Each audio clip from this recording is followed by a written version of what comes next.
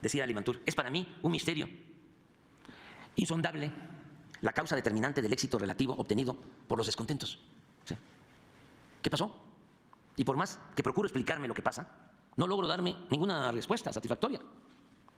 La respuesta, digo yo, que buscaba Limantur, estaba en parte en su misma carta, en la cual se quejaba ante Díaz de que en su ausencia, que tenía que hacer ese viaje a París y dejó la Secretaría de Hacienda, Joaquín Casasus, que era una especie de viceministro o subsecretario, se había quedado a cargo de Hacienda y había conseguido una concesión ferrocarrilera en favor de la empresa norteamericana de la Union Pacific. Pero esto se quejaba de que, aprovechando de que estaba fuera, Casasus había entregado esta concesión a esa empresa estadounidense ferrocarrilera. Pero eso no lo alcanzaba a comprender Limantur por su mentalidad. Pues en su mentalidad el gobierno no estaba para procurar la justicia. Y esto todavía aplica. El gobierno no estaba para procurar la justicia, sino para facilitar a los hombres de negocios hacer riquezas, como fuera. Por eso cuando hablamos de neoliberalismo, sostenemos que lo más apegado a nuestra realidad es llamarle neoporfirismo. No es nada nuevo. Fue lo que se aplicó, la política económica que impusieron desde 1983 hasta 2018, llamada neoliberal. Es exactamente lo mismo, es una calca de la que se aplicó en los 34 años del porfiriato. El gobierno no estaba para procurar la justicia, sino para facilitar a los hombres de negocios hacer riquezas, como fueran, incluidas las prácticas de corrupción. Un día vamos a hablar aquí de las prácticas de corrupción. ¿Saben cuál fue el primer Fobaproa? Se dio durante el gobierno de Porfirio Díaz, porque se rescató a todos los ferrocarriles, a todas las empresas ferrocarrileras extranjeras, se les compraron las acciones y toda la deuda pasó a formar parte de la deuda pública. Ese fue el primer Fobaproa. Y les podría yo hablar también que el primer ferrocarril que se inauguró de pasajeros fue el ferrocarril de la Ciudad de México a Veracruz. Lo empezó el presidente Juárez, lo terminó el presidente Lerdo. Se inauguró en 1873. Bueno, privatizaron el ferrocarril y vendieron acciones. Uno de estos empresarios porfiristas, por cierto, una calle famosa lleva su nombre, Félix Cuevas, y otro más llegó a ser testigo en la boda de Porfirio Díaz con Carmelita Romero Rubio. ¿Y cómo compraron las acciones? A precios muy bajos. En la bolsa de Londres las acciones costaban más.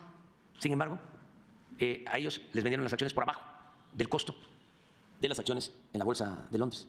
Grandes negocios hechos al amparo del poder público. Ya termino, porque pues es muy largo. Dice, el 14 de febrero de 1911, Madero entra al país por Chihuahua, se pone al frente de los revolucionarios y luego de fracasar en Casas Grandes, monta el cerco para la toma de Ciudad Juárez. Esa batalla fue decisiva, con el apoyo militar de Pascual Orozco y de Francisco Villa. Triunfa. Y ahí se celebran los acuerdos de Ciudad Juárez. Y ahí se logra que renuncie Porfirio Díaz, que salga del país y inicia una historia nueva.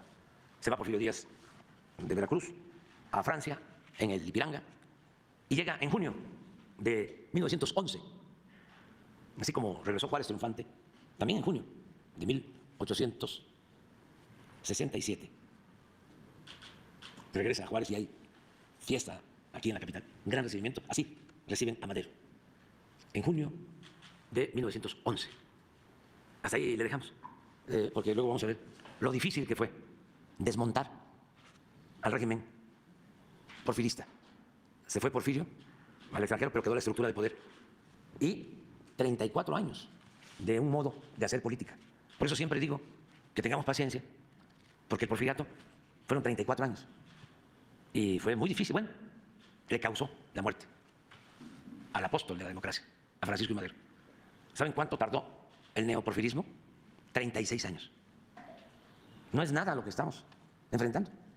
Esta reacción está muy enclenque en comparación con aquella. Entonces no es para quejarnos, es para entender de que cuando hay una transformación siempre se agrupan las fuerzas conservadoras, siempre hay reaccionarios. Pero la enseñanza que nos dejó el maderismo es que ese hombre bueno, con ideales democráticos, es el presidente con más vocación democrática que ha habido en toda la historia de México, pensó o consideró que no era necesario aliarse con el pueblo, sobre todo en ese entonces con los campesinos. Si se hubiese aliado con los zapatistas, hubiese resistido el embate de los conservadores, de la élite, de los militares pretorianos, que fueron los que lo traicionaron y lo asesinaron. Pero se quedó sin base social. ¿Cuál es la lección que nos dejó? Que para transformar hay que apoyarse en el pueblo.